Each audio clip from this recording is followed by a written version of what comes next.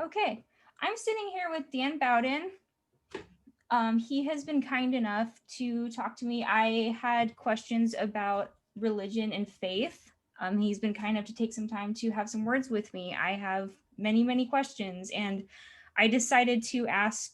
A couple weeks ago, I put out a post on Facebook asking anybody, because I've been, I guess the term's agnostic, and I finally wanted to admit, why am I? Why do I feel that way? Is it just, the easy way to be, to just be like, well, I don't think anything is real or exists, or there's no point. So, and gentleman talking with me is one of the people that responded to me, and he said he would be willing to set some time aside to talk to me about it. Yeah, it's my pleasure. So honestly, what goes through my brain is, and I don't know if it sounds terrible. The reason that I started feeling this way during this COVID pandemic, and I don't know if it's cowardly. I thought, if I get this and I pass, I don't really know how to feel. And beforehand, I was like, well, my brain was like, I'll just deal with it when I get older. I'll just deal with figuring all that stuff out. But during this, it's been, I don't know what's going to happen to me, and all of a sudden I care more about understanding things, and I just kind of want to understand more, if that makes sense. Yeah, yeah, absolutely. So, as you and I kind of chatted some over just Facebook Messenger, just kind of, typing messages back and forth, and but also so that your viewers kind of get an idea for who I am. Um, I I am an what we call an evangelical Christian. So I'm of the Christian faith, and I'm of kind of a branch or a brand of Christianity that we call evangelical. Um, I was raised in one particular group within the evangelical movement, and I was there for 36 years. And then I started to feel like the truth of God and of the Bible and of like all these cosmic questions were much bigger than what I was learning in that particular group. And so I left along with my wife and my children, and we took a year to travel around the Rogue Valley, going to different churches and just experiencing what different groups were teaching, how we felt in those different groups. Um, Also, throughout my years, I've just loved studying religions, and I love studying other teachings within Christianity, even teachings that I don't adhere to, but I love learning what other groups teach. I love learning about other religions. From when I was a little kid, people would talk about Hinduism and my ears would perk up, or Buddhism. I'm not saying that I'm an expert on those other religions, but it's something that has always piqued my curiosity. So I've always had an ear to pay attention to what people were saying and believing and supporting, or different arguments for and against. So that's kind of who I am, some of my background.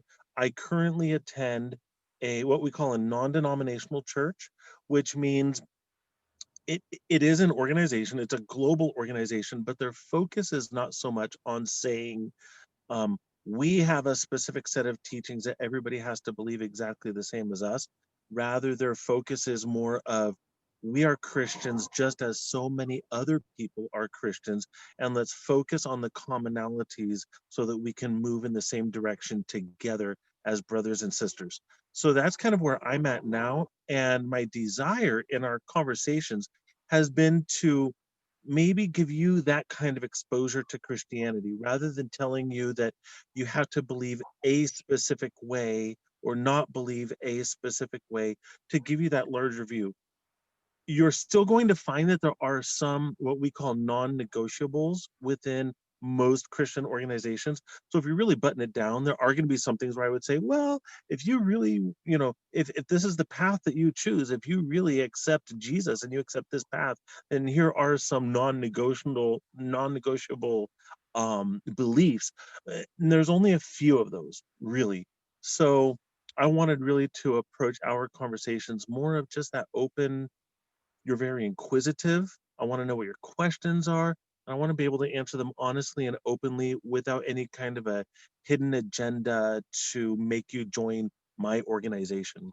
I appreciate that. I've got a million plus questions. I don't think you're going to be able to answer all of them, but maybe kind of start me on my path, kind of walking through understanding more because I'm 26 and I feel like some people would smile at me saying this. I don't know anything. I really don't. Well, So that's I sorry.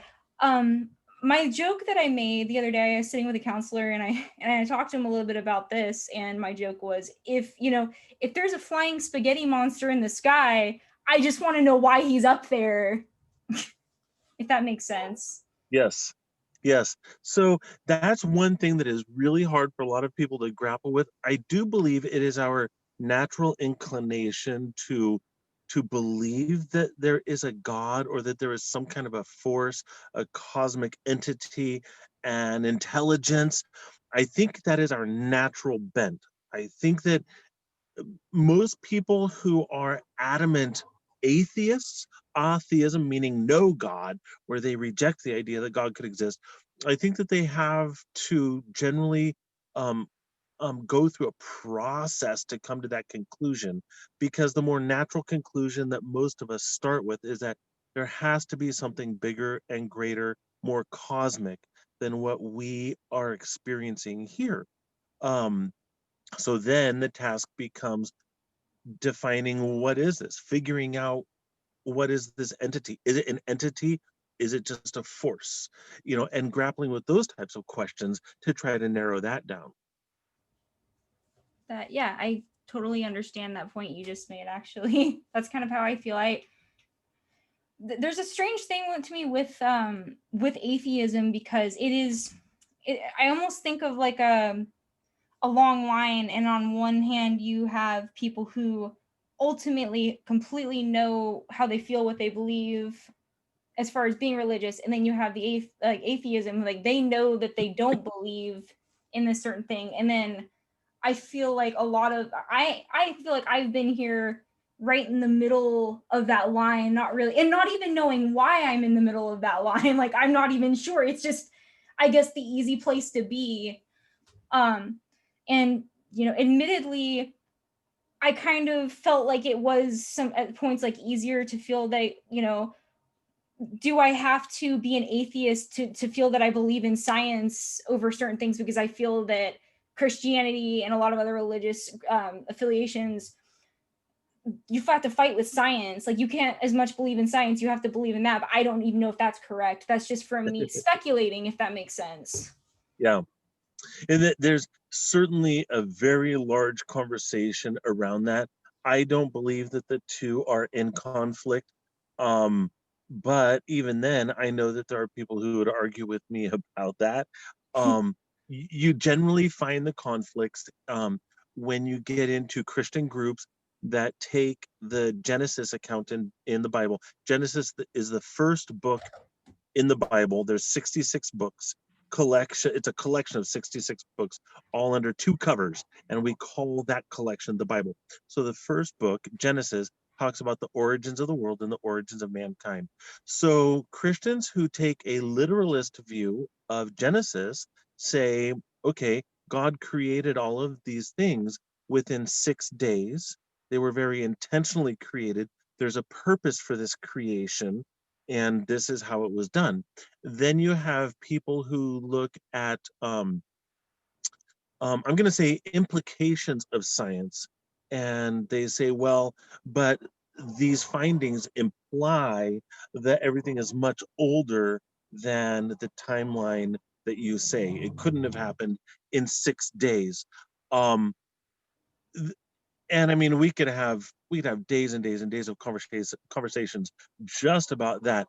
If I could wrap it up into a nutshell, one is that um, if you want to stick with the literalist view of creation, and I myself do subscribe to the literalist view of creation, I I don't think that I don't think that it's impossible for God to create an intact and mature cosmos, a cosmos that is just as mature as if it had existed already for billions of years. I see no reason why he could not. If he could create a young cosmos, he could create an old cosmos. If he can create, then he can create. He has that ability, then I'm not going to limit his ability. So there is the possibility that he simply created a cosmos that was already matured. But also there's the idea that science actually does not say that it is one way or another. Science tells us what we have found, different findings and discoveries, but science is not an interpretation. When you get into interpretation, you're getting into belief and faith. That's why a lot of people say that evolution is also a belief or a faith, because science does not tell us that things evolve. Science has findings, and you can interpret those findings to say this. Quite honestly, a lot of the findings that I've seen that support evolution, I see ways in which they also support creation. A lot of it is in the interpretation. I really don't think that faith and science have to be at odds. I don't think that they are at odds personally. But then you could go round and round. Someone could come up with points to counter me, and I've had discussions like that have lasted for days. So, but just in a nutshell, that's kind of my view of that. Okay, thank you for answering that for me. One of the things that comes to my mind when you were talking about that just now is, and this is kind of a literal example. So I don't know like if this is extreme. I've heard these instances say where parents, their child has a terminal disease or a disease of any kind, and there could have been treatment, but they feel that their faith or their religion or whatnot, I am not going to give my child this life-saving medicine because I feel that it's wrong with my faith. But that child could have probably would have lived if that thought Mhm. process wasn't put into the equation. And that is one thing that Right. kind of I do resent a little bit. Like, and that's an example of how like the healthcare or the science kind of clashed with faith or religion. Yeah. And to be honest, I resent that as well. The group that I was raised in, mostly when I was very young, not so much in the later years that I was with that group, but the group that I was raised in the early years, I knew a lot of people in that group who would not go to doctors at all because it was a lack of faith. Um, um, there's a story in the Bible where there was a woman who had some kind of a blood disease. We're not sure exactly what it was, but we believe it might have been like female issues and constant bleeding. We're not sure. It just says that she had an issue of blood that she'd had for 12 years. Wow. And in that culture, if a woman was bleeding, she was unclean. She could not be touched. She could not, if you touched her, then you became unclean. So there were a lot of taboos and prohibitions about having this woman in open society. And she managed to press her way through the crowd that was around Jesus. And when she reached Jesus, she just touched his clothing, and and she was healed just from touching his clothing. And he felt the healing virtue go out of him. He knew that someone had not just brushed up against him and bumped him and jostled him in the crowd. He knew that someone had touched him and had been healed because he felt that strength. I think of it in gamers terms. He felt the mana. He felt mana draining from him. Oh, you can use So gamer terms if you would like to. I connect with that one.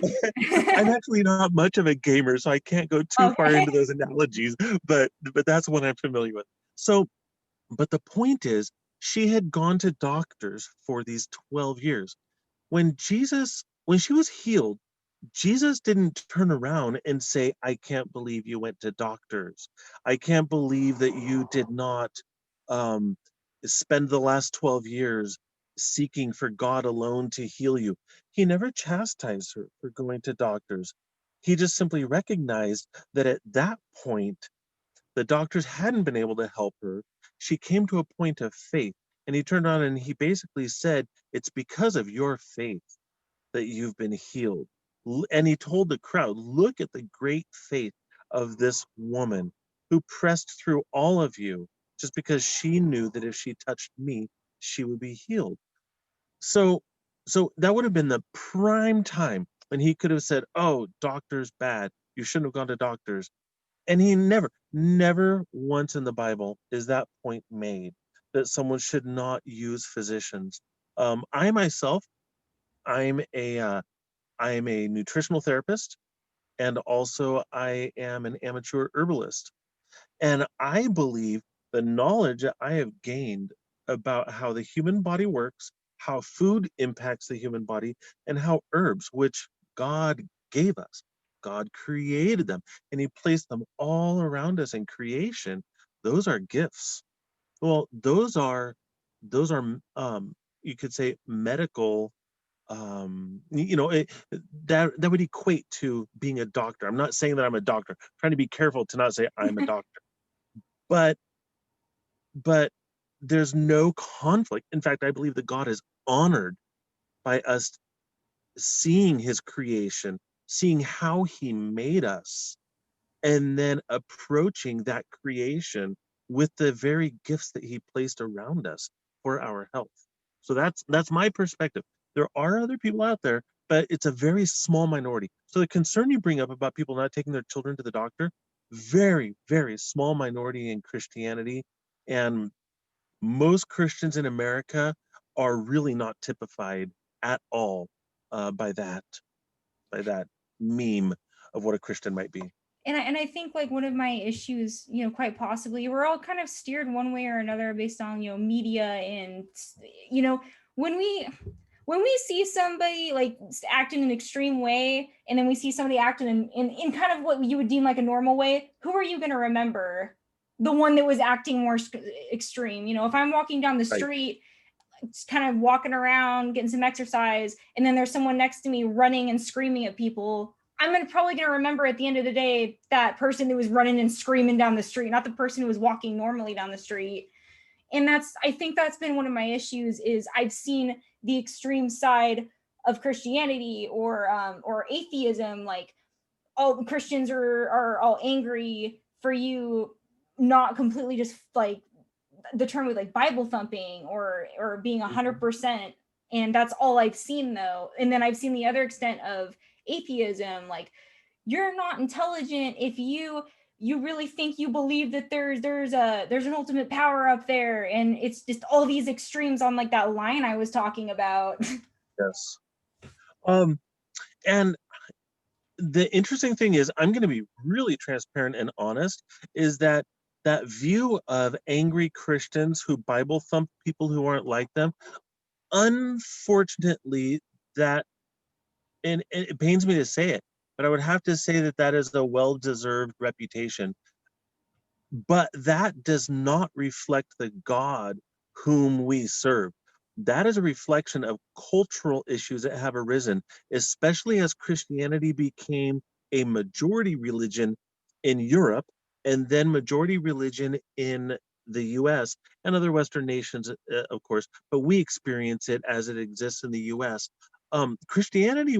Jesus did not come to give us some kind of a majority religion with which we can wield power over people. He came and he told us that we're actually supposed to serve others. But any system, any system, whether it's political, whether it's religious, whether it's economic, any system that is out there will be grabbed onto or will be taken hold of by people who are power hungry, and they will wield it for power. Unfortunately, Christianity has been co opted by a lot of people who just want to use it for power. Now, after generations and generations, we have assumptions that have grown in the Western world where these assumptions are that, well, if I'm a Christian, I'm good. If they're not a Christian, they're bad. And it's my job to tell them how bad they are. That has nothing to do with Jesus, nothing to do with what he came to do and accomplish on earth. Thankfully, we are going through a revolution within the church. We're going through a revival in the church where people are waking up to that and they're repenting of those ways and saying, we need to be engaging with people around us. We need to be loving. We need to have an answer for our faith, like what I'm doing right now without Bible thumping and telling everyone how they're wrong and we're right. Truth be known, if you knew who I was, if you knew the frailties and the imperfections that I have right now, you would realize that I have no room to be stepping on other people. And if you knew who I was in the past before I gave my life to Jesus, you would definitely say he has no room to walk on anybody else. And so there is a revival that I thank God for, where Christians are waking up and saying, we've done this wrong. We've allowed our culture, our Christian culture, to inform us more than we've allowed the Bible to inform us. We need to get back to the Bible. We need to get back to Jesus and live out our lives as he has commanded us. Does that make sense? Yeah, and absolutely. That's one of the things I've always been super confused about. From my little bit of understanding, um, that way of thinking and acting toward people is, to me, the opposite of what Jesus taught and the way that Jesus was. And that's one of the things I don't ever understand. Like, and I'm not speaking, I don't, by the way, I don't like to group people as a whole. I hope that I haven't been acting like I'm in grouping like everybody as a whole. Like, that's not it. I'm trying to discuss what I've seen and how I feel, um I particularly. think it's good. I think it's good to give that disclaimer while also recognizing it's part and parcel of these conversations. We have to generalize in order to get through a conversation at this level. Now, as your answers become, as you get more answers, and as your mind becomes more clear on all of these different things, you're going to divide into things. You're going to realize, okay, this is not part of that group, and things will be divided out more. Right now, at the level of your exploration, we are stuck with generalities.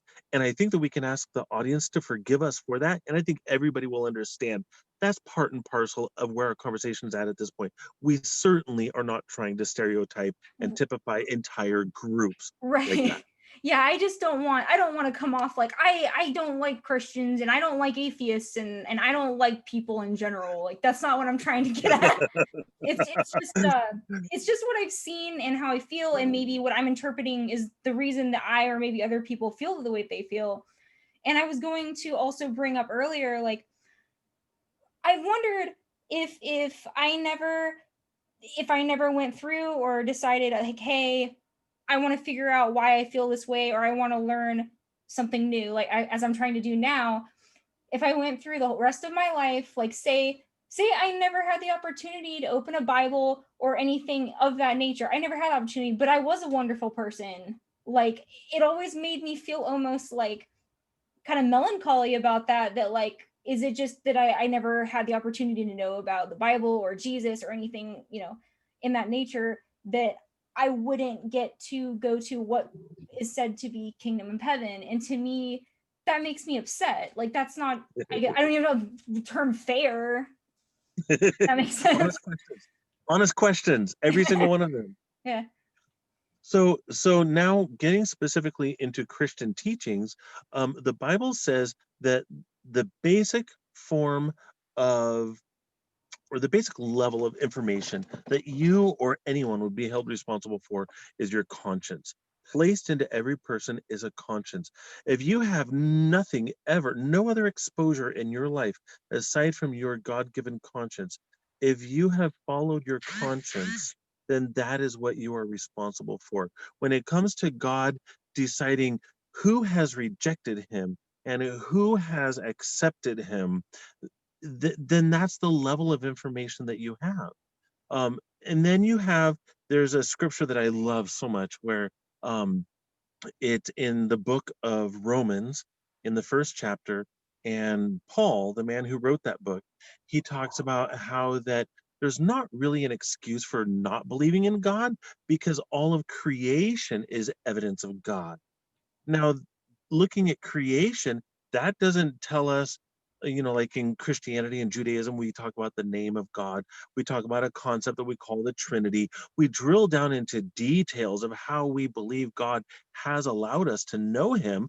Looking at creation doesn't give you all of those details, but it gives you enough to where you can look at the stars in the night sky and say, there has to be something more.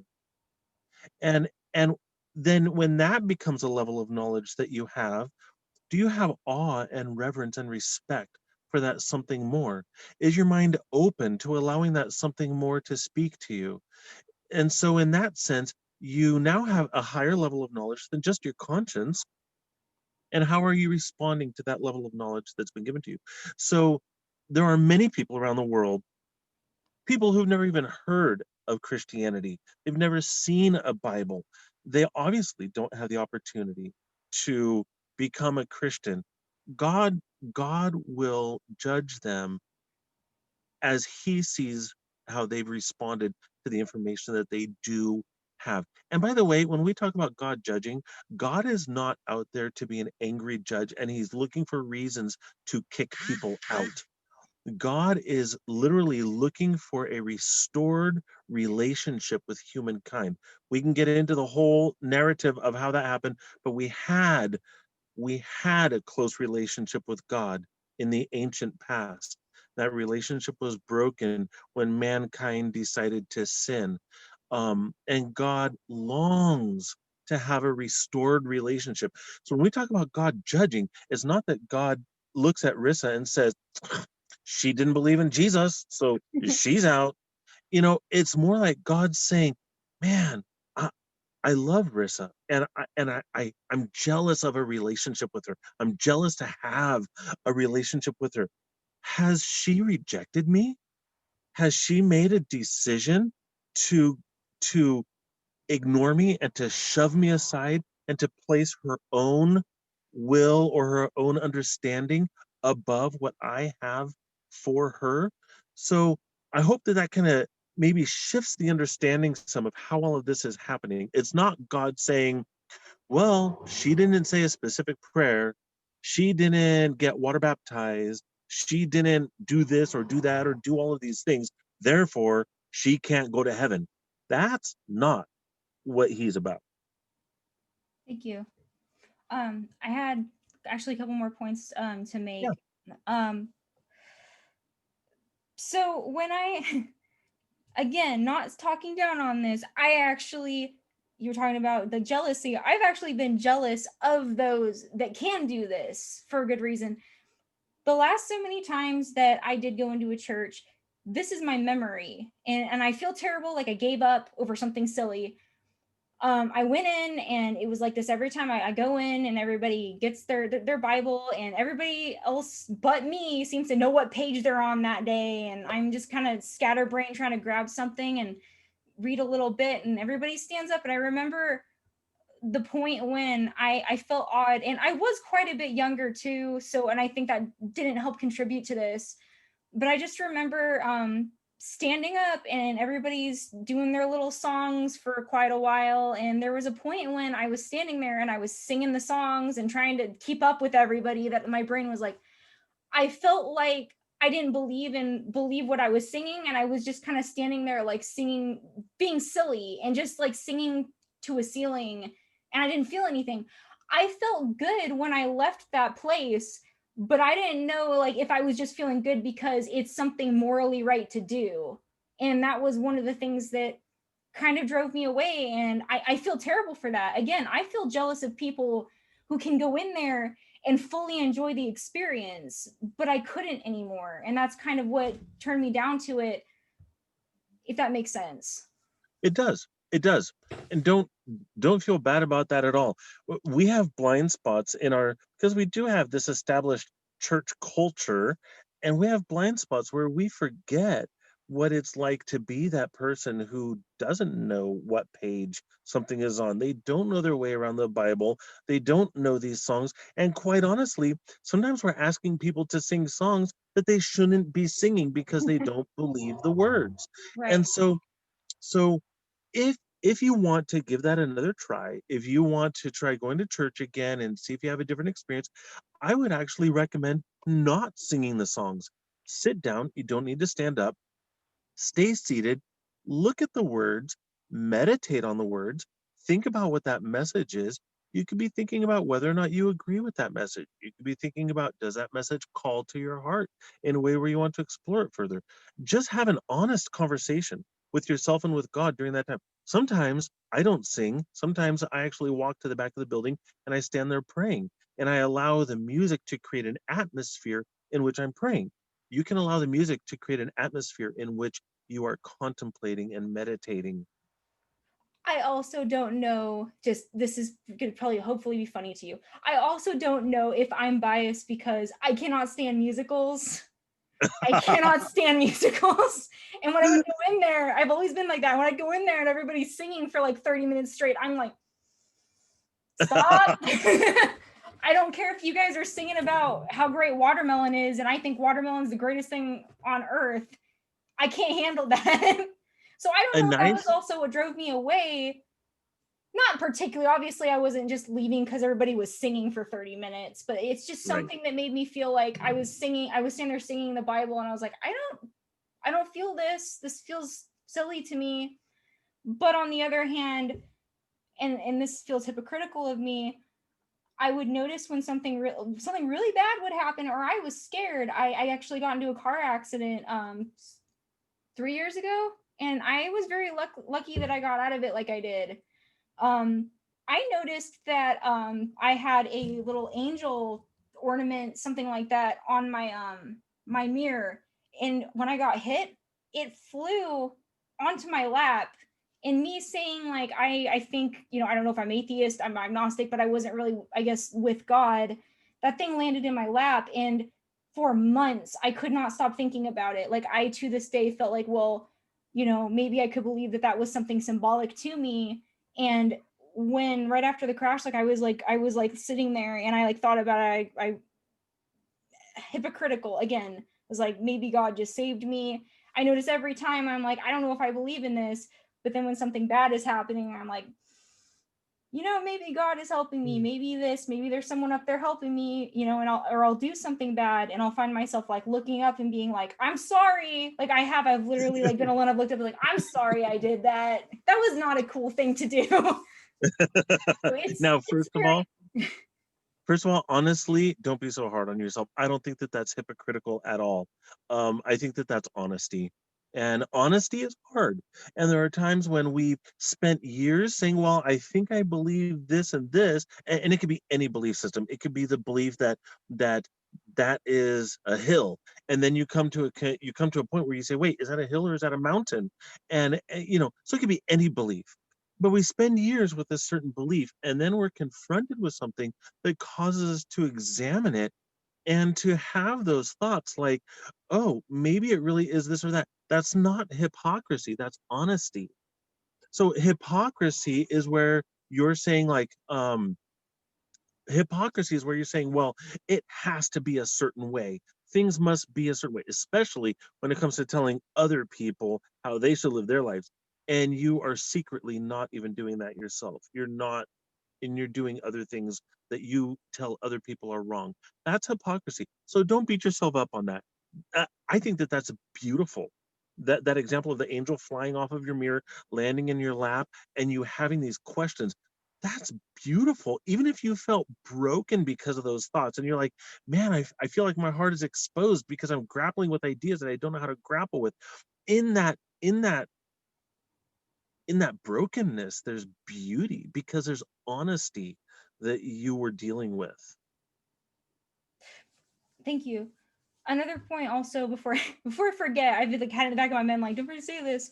So I during this pandemic, I'm terrified of debt, and it was like the third month like sitting in the house, and I was tired of it, and I had went to a meeting with the university that was giving us, I guess, percent off tuition because of where I work. I work for the school district, and I went and met with one of the counselors there, and I hadn't followed up since.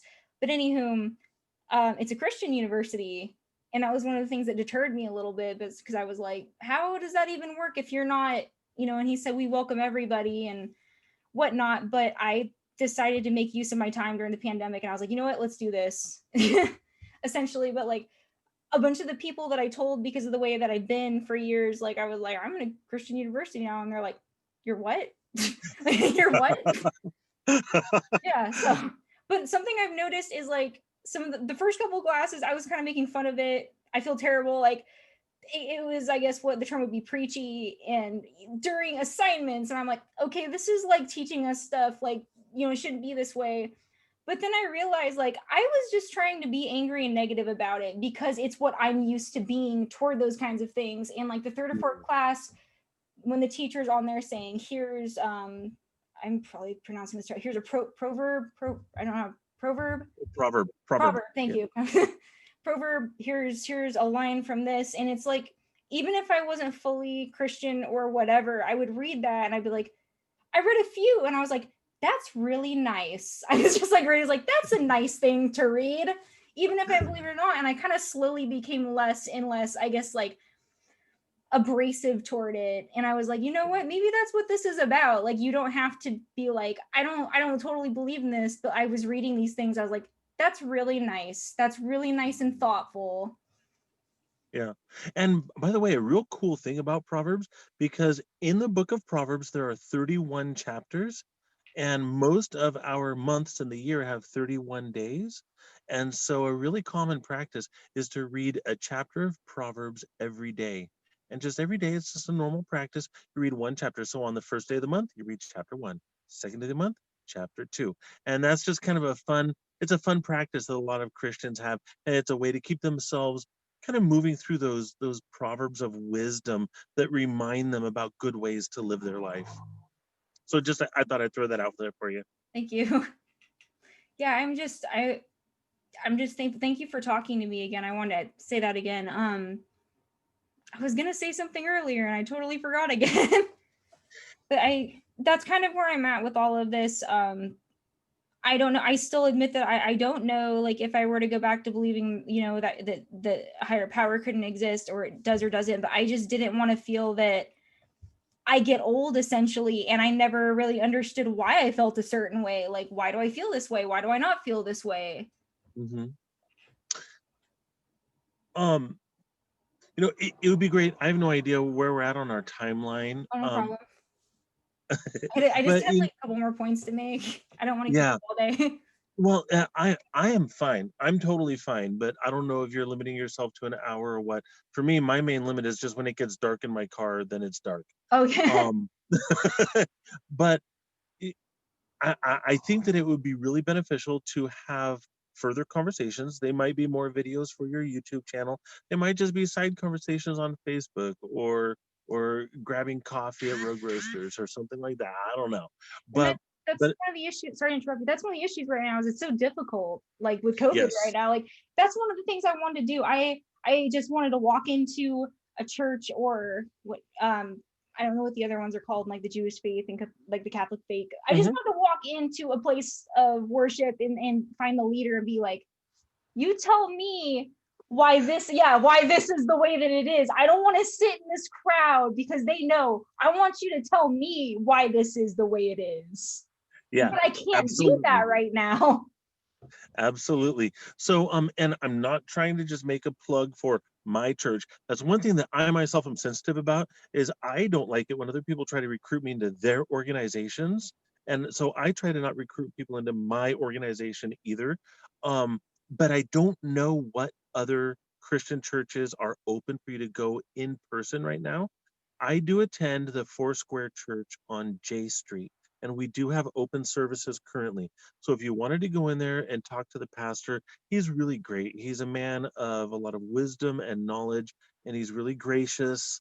And so that's just one resource. Like I said, I don't want to come across pushing anyway or telling your audience, oh, this is the church everyone should go to. But just to tell you that there is a resource. I know that that church is currently open. Sunday mornings, the meetings are at 10 o'clock. And so if you show up thereabouts, then you'll be able to talk to the pastor, his wife. There's also some other people. And if you see me there, feel free to hit me up. And I can also, even if the pastor's really busy, because that's their busiest day for pastors is Sunday. Um, there are some other elders in that church that are just really given to wisdom and to knowledge. And they truly just love people, and they don't approach people who have questions from a perspective of, well, I can't believe you don't know that, nor from the perspective of I'm right and you're wrong. They love giving honest answers to honest questions. So anyway, if you ever felt that you wanted to do that, you'd Yeah, be more thank than you. welcome there. Oh, I Yeah. appreciate it. It's not that I think that you're trying to like steer me like, oh, you're gonna go here. Like I kind of look at it like someone that wants to learn about astrology and they're asking someone and to be like, hey, here's a section of library or here's a website that you can learn about astrology if you want to do that. So that's kind of the way I'm viewing this, and I appreciate Yeah. it. Yeah. One of the last points I wanted to make, and even if you wanted to bring this up to somebody, like you were talking about, this is something that's in my mind. I was born in the 90s, like 94, and when I was younger, it still kind of felt like it was like almost like it was like the to me the old days. Like you were still seeing kind of 80s stuff around and going into the early 2000s, but it's like one of the things that I don't know if other people around my age I personally feel bothered by is it felt like the world was still kind of good and wholesome when I was young, like in the early 2000s. And then all of a sudden, and then that's one of the reasons like I've always kind of wondered like I should go talk to somebody of faith. All of a sudden it feels like in the last 10-15 years, like things literally, and I don't know if I'm not going to go into a conversation about the media right now, but I don't know if it's because of things I'm watching, but it's everything is just so bad. Like I feel like back when I was a kid, it felt like things were still simple. Things were okay. And honestly, like, me, I've already explained like I haven't been super religious or of faith. I know you're not said not to use the word religious. I apologize, but of faith of That's any fine. kind, been like, I can't deny though. It kind of seems like there's more evil because it seemed like things back when people that are all in their 40s, 50s, 60s, and beyond are like, oh, the old days. That's hilarious. It's not, but to me, it is. But it felt like back in even the early 2000s, and like things were still simple. And as it's going more, I don't know if it's technology or whatnot, it doesn't feel like that anymore. There's nothing wholesome anymore. Everything feels like it's going downhill. Like I don't want to watch the news because we're always at war where everybody's dying. Like we don't have resources anymore. The oceans are our ocean animals are dying, everything. There's a thousand things, and I'm not concentrating on bad things, but I always hear like, oh, we need to, I don't, again, I hope I'm not mispronouncing this, we need to repent, we if you're not of faith right now, you're going to go down below, because it's obvious that the things around us, it's the coming of days, which is something I hear. And that's always given me so much anxiety, and it just feels like it's getting worse and worse, like into my late teens and early adulthood. It just feels, I feel jealous of people that got to live in like the 60s, the 70s, and even the 80s, because it seems like there was like a better quality of life. Things weren't so complicated and people seemed genuinely happy. And now there's just all this like nastiness all the way around us. It doesn't feel like that anymore. And even for me watching documentaries and watching like videos of people back then, I'm always like, I'm jealous, and I feel bad. That's a bad word, but I feel kind of jealous that people got to live that way, and we will never see that again. And another word that I feel bad for saying, unfair. It feels unfair for like people my age or even people that are a little younger than I feel like we were born into this nastiness, and we didn't get the opportunity to see those days that were a little more genuine. Yeah. I work with mostly millennials and Gen Z, Okay. and Have you heard this and before? yes, and my heart has broken so many times for millennials and Gen Z. My heart is broken because I also see people from my generation um degrading people from Yes. your generation. No, and it And feels the opposite as well. Is, and I've made my jokes, like you hear that like the boomer jokes and all of that. right, I've said it. thanks a I've lot, kind of been boomer. like, haha. Yeah. But the thing is, like, it almost feels terrible at the same time to do that constantly, because it's like I'm always hearing we're lazy and I'm always hearing bad things about the other. But like everybody that I know is like they have no choice but to work hard, and they're trying to have goodness in them, and it's always being put down. And honestly, I don't feel like it's anybody's fault. We were almost born into this like this world that I can't comprehend anymore. So and it's, I feel jealous like everyone else before us, like got more of a grasp of what a good world was, and that's so unfair. So okay, on trying to I've had several different thoughts rolling through my mind as you were kind of discussing that. First of all, is just kind of the logistics of how we find ourselves where we're at right now. Is that since we didn't have social media back in the day, I was born in 71. So since we didn't have social media back in the day, we didn't get to immediately find out how bad everything was.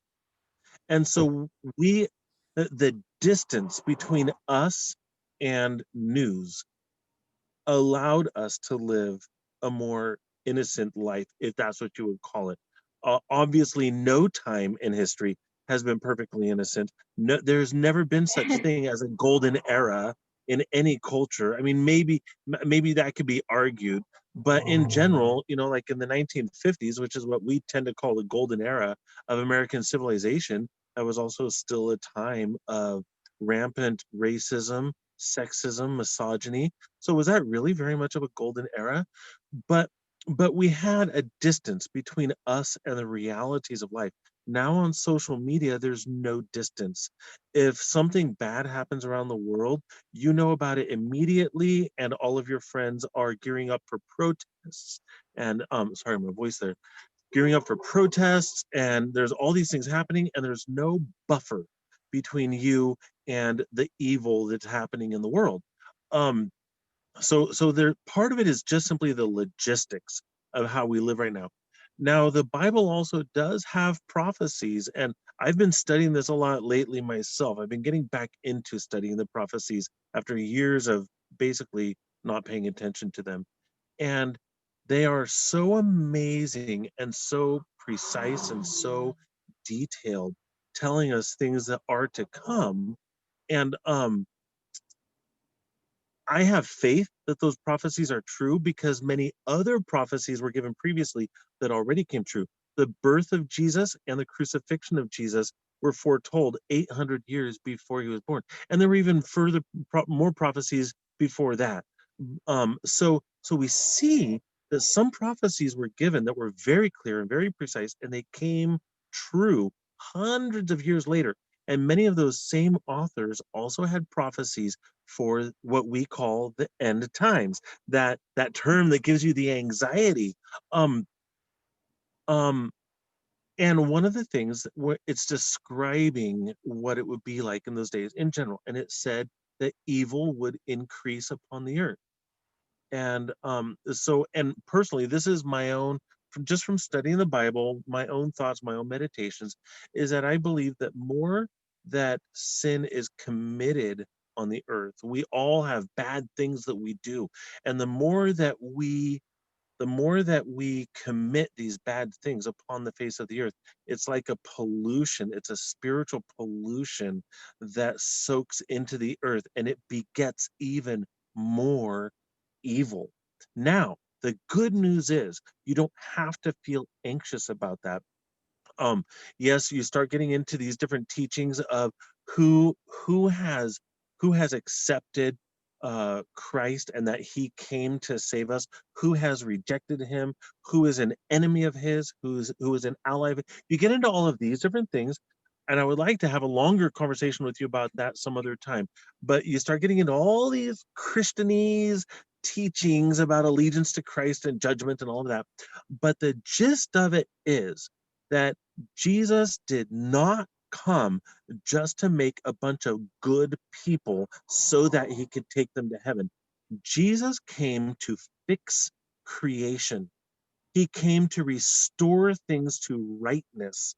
And actually, those old prophets who thousands of years ago were prophesying about these end times, the Bible says that they looked ahead to these times, and they were jealous of those of us who get to witness these events. They were jealous of those of us who get to live during these times. These are hard times. Evil does seem to be increasing, and it sucks. Um, there's so many reasons to not want to live in this era, but there are indications that we are entering into those last times, which by the way, the last times can last over 1,000 years. And there's specific prophecies I can explain later on.